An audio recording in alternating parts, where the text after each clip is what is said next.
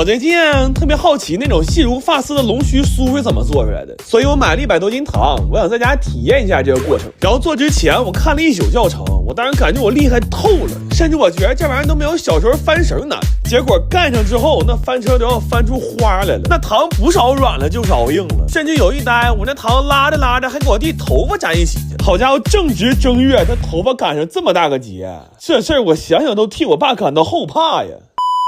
后来在做的过程里，我们一直在失败，甚至一度熬糖的速度都赶不上我们失败的速度了。关键这玩意儿它没法通过结果倒推过程，就是失败了之后，我们不知道因为什么而失败的。换句话说，就是我们知道错了，但不知道错哪儿。后来我去问了问我姑，我记得他2年前就做成过，他在一些细节上帮我们进行了校正，同时让我明白了很重要的一环是拉糖时候的温度。这个温度虽然没有具体数值，但可以通过一些行为给它具象化，就是拉糖的时候，只要它足够把手烫得通红，那这事儿基本就成一半了。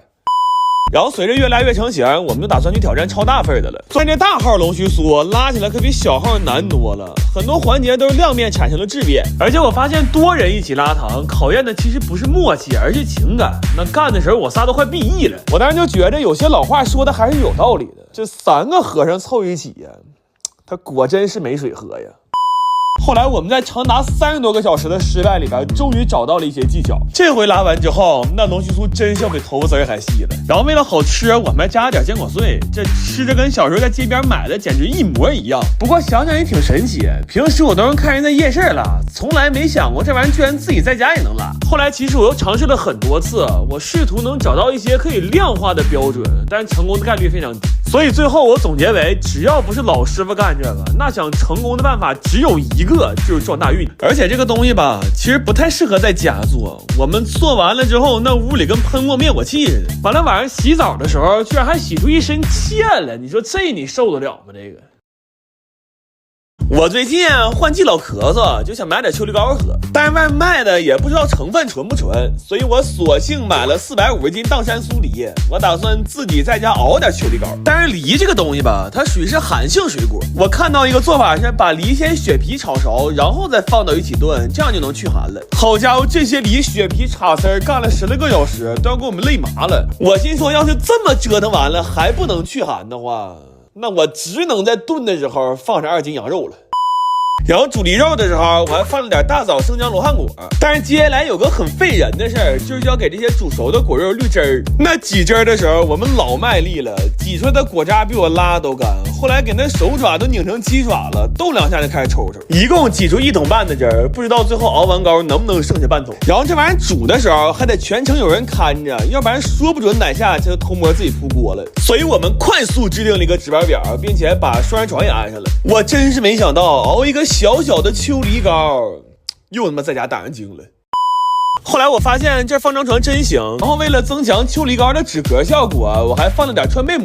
这玩意儿我一共才买了3两多，却花了我将近4000元呢，这换算下来比我命都值钱。就现在这个秋梨膏的成本呢，那别说咳嗽了，我估计我咳血都不一定能舍得喝。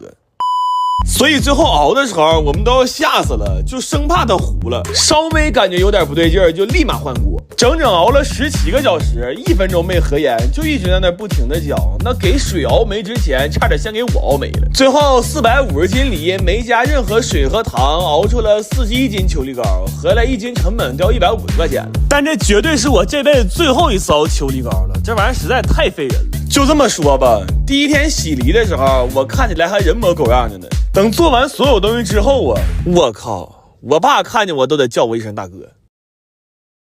我最近看点兵越来越好，心里特别激动。作为一个本地老土著啊，我实在是太想在这个时候给斌子干点事儿了，所以我买了500多斤水果，我打算做1500根冰糖葫芦上大街免费给游客发去，让大家感受一下我们本地人的美食和热情。但是这1500根口号喊挺爽，做起来真是要了命。这里的每一个环节都比我想象的要复杂，就光给这160斤山楂去籽压扁，我们就干了一整天。问题越着急还越出错，那熬糖的时候一会儿熬糊了，一会儿干翻沙了。我当时心里慌的一批，我心说要是按照这个效率还想如期发放的话，那恐怕我得尽早去找几个卖糖葫芦的摊贩聊一聊团购的事儿了。所以后来我们就开始尝试找朋友来帮忙，然后一听说是招待南方小情豆，大家都特别热情。最多的时候，我家这客厅里同时容纳了21个人，就恨不得走道都得横着走。而且人多了之后，这流水线也流畅了。就在这么一个40多平米的小客厅里，我们同时组建出了6个工作部门。但即便是在这么高效的工作架构之下，我们的节奏依然非常紧张。那天看直播都有印象吧？我们全程都没工夫说话了，后来就连上厕所都有时间限制了，你就说这强度它有多魔鬼吧。然后除了这些正常的糖葫芦，我还想做几个超长的给大家照相用，但这玩意儿做起来也贼费事。我们需要先用刀一点一点的把这架条削得足够细，才能往上穿水果。那老上当局穿的恨不得穿仨就得碎俩，就穿这么一串给我们小脸吃的是辣黄。然后除了这些2米的糖葫芦，我还专门给大家做了一个能拍照的自行车。就准备完这些东西，我真是把家底都掏干净了。我当时有种什么感觉呢？就是我好像在那一刻和哈尔滨文旅共情了。最后盘点了一下，历时4天，我们一共做出来1726串，再多做1串我都容易嘎了。然后发的时候，考虑到几个景点间隔太远，我就弄了个小推车，我把这几个景点串成了一个路线，然后全程推着这小车给大家发。零下20多度的天里，我们走了9个半小时，给我冻得都想嘎肾了。但是看到大家拿到糖葫芦之后那种喜悦，我真特别满足。然后那天还有很多本地人自发来送暖贴和维持秩序，我当时就觉着今年要是从物理温度上来说，可能哈尔滨最冷的一年，但是从情感上来说的话，今年的哈尔滨呢，它实在是暖得发烫啊！来了就是自己人，欢迎你来哈尔滨。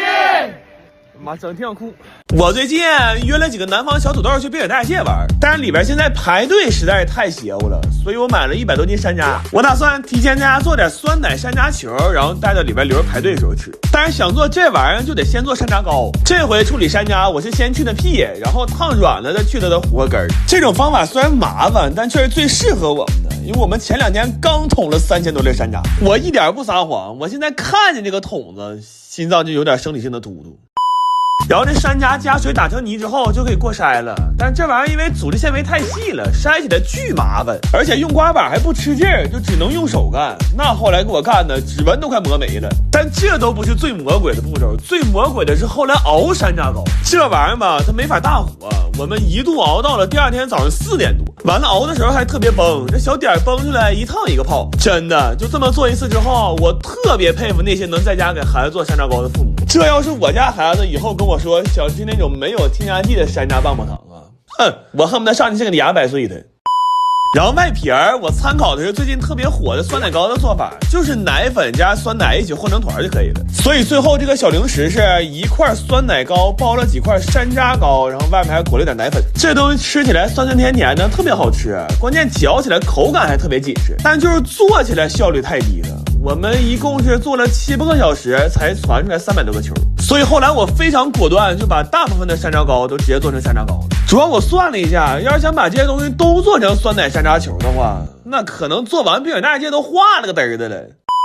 然后我们就带着这些吃的去勇闯滨海大街，冷卡我们就去排大滑梯去了。